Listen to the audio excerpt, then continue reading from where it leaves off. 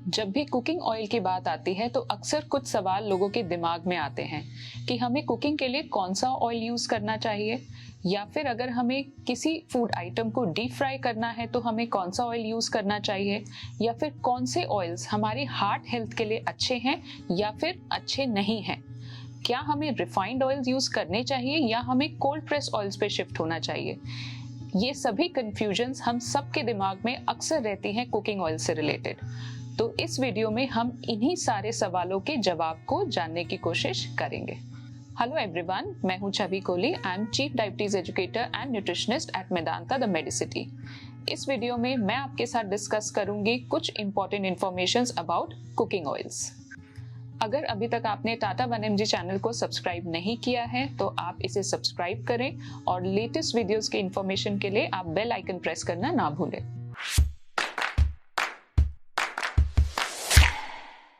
तो सबसे पहले जानते हैं कि क्यों सही ऑयल चूज करना हमारी हेल्थ के लिए इतना मैटर करता है।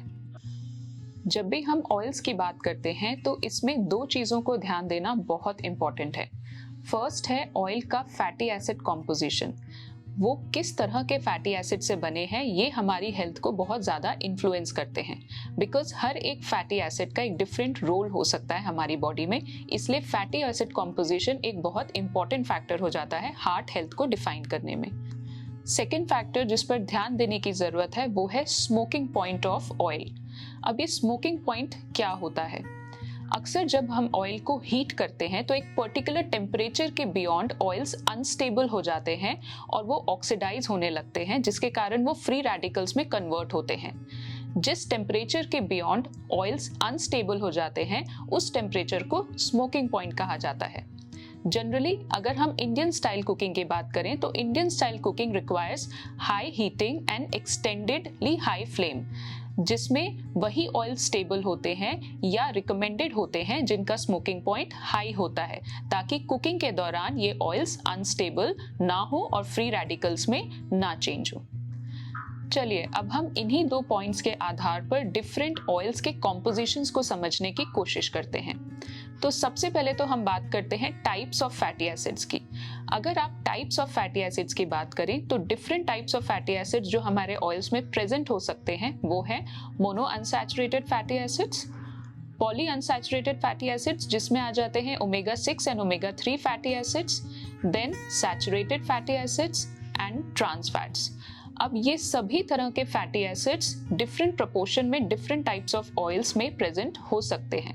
पर जब भी आप एक अच्छा ऑयल चूज करने की कोशिश करते हैं तो ये ध्यान दें कि उसमें मोनो अनसैचुरेटेड फैटी एसिड्स पाए जाएं, साथ ही पॉली अनसैचुरेटेड फैटी एसिड्स में ओमेगा 3 फैटी एसिड्स अगर होते हैं तो वो बेटर ऑप्शन कहलाता है, and saturated fats come proportion में होने चाहिए।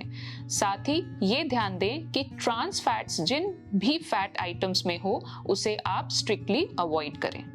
कुछ कॉमनली यूज्ड ऑयल्स के अगर कॉम्पोजिशन की बात करें तो सबसे पहले बात करते हैं कनोला ऑयल की। अगर हम कनोला ऑयल देखें तो canola oil primarily contains mono unsaturated fatty acids and omega 3 fatty acids. Next is olive oil.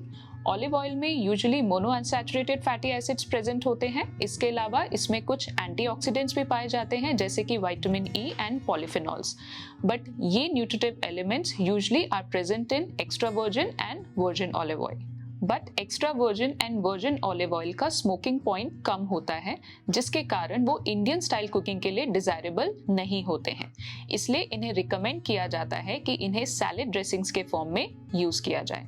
अब अगर हम बात करें ग्राउंडनट ऑयल की, sesame oil and mustard oil की, तो ये तीनों ही ऑयल्स रिच होते हैं मोनो अनसैचुरेटेड फैटी एसिड्स में एंड ओमेगा 6 फैटी एसिड्स में।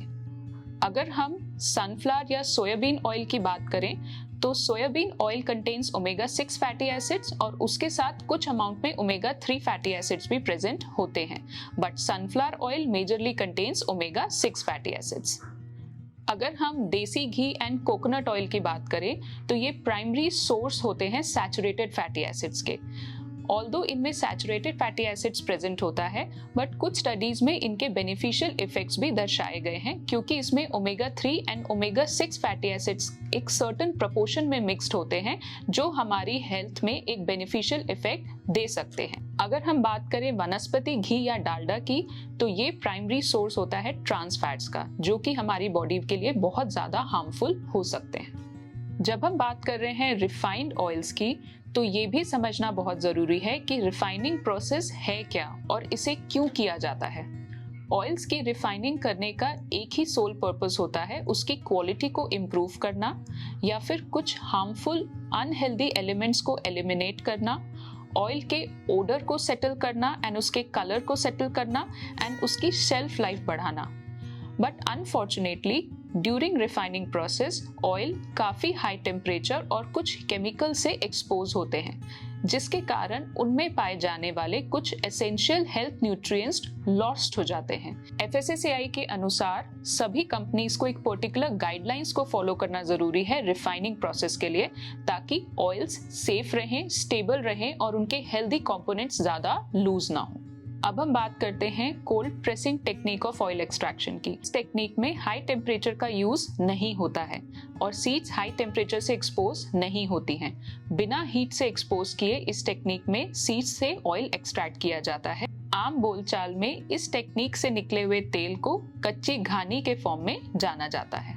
According to FSSAI, groundnut oil, mustard oil, sesame oil and coconut oil को बिना रिफाइनिंग के एक्सपेलिंग टेक्निक से भी एक्सट्रैक्ट किया जा सकता है।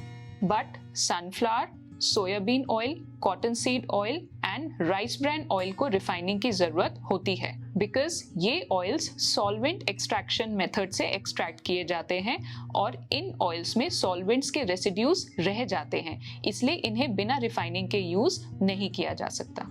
सो हर एक ऑयल सीड से सेम प्रोसेस से ऑयल एक्सट्रैक्ट नहीं किया जा सकता, इसलिए कई बार डिफरेंट प्रोसेसेस को अडॉप्ट करना पड़ता है। जब भी आप कुकिंग ऑयल्स को यूज करते हैं तो उन्हें सही एनवायरनमेंट में स्टोर करना भी इक्वली इम्पॉर्टेंट होता है। कोशिश करें कि आप ऑयल्स को बहुत ज़्यादा क्वांटिटी में परचेज ना करें, आप उसे कम क्वांटिटी में परचेज करें और लिमिटेड टाइम पीरियड में उसे यूज कर लें। ये भी ध्यान रहे कि आप ऑयल्स को डार्क, ड्राई प्लेस पे एंड कूल प्लेस पे स्टोर करें ताकि वो रैंसिड ना हो। सो अब बात आती है कि किस ऑयल को चूज किया जाए, कौन सा ऑयल हमारे लिए बेस्ट होगा। सो यहाँ पे ये समझना जरूरी है कि हर एक ऑयल में डिफरेंट प्रॉपर्टीज हैं, डिफरेंट फैटी एसिड कॉम्पोजिशन है और उनके स्मोकिंग पॉइंट्स डिफरेंट हैं। इसलिए डिफरेंट स्टाइल ऑफ कुकिंग के लिए आप डिफरेंट टाइप्स ऑफ ऑयल्स का इस्तेमाल कर सकते हैं। सो बेस्ट एडवाइस यही रहेगी कि आप सभी तरह के ऑयल्स को मॉडरेशन में यूज करें। कोई भी एक ऑयल सारी फैटी एसिड कॉम्पोजिशन को सेटिस्फाई नहीं कर सकता या फिर हमें सारी प्रॉपर्टीज नहीं प्रोवाइड कर सकता, इसलिए बेटर होता है कि हम ऑयल्स को चेंज करते रहें और हम सभी वेराइटीज ऑफ ऑयल्स को मॉडरेशन में यूज करें। बट ये ध्यान रहे यहाँ पे वनस्पति घी या डालडा का उपयोग ना करें। इस वीडियो में हमने ऑयल से रिगार्डिंग डिफरेंट इंफॉर्मेशन आपके साथ शेयर करी है। आई होप ये इंफॉर्मेशन आपको पसंद आई होगी। अगर आपको ये इंफॉर्मेशन पसंद आई हो तो आप इस वीडियो को लाइक करें, अपने लव्ड वंस के साथ शेयर करें और टाटा 1mg चैनल को सब्सक्राइब करें।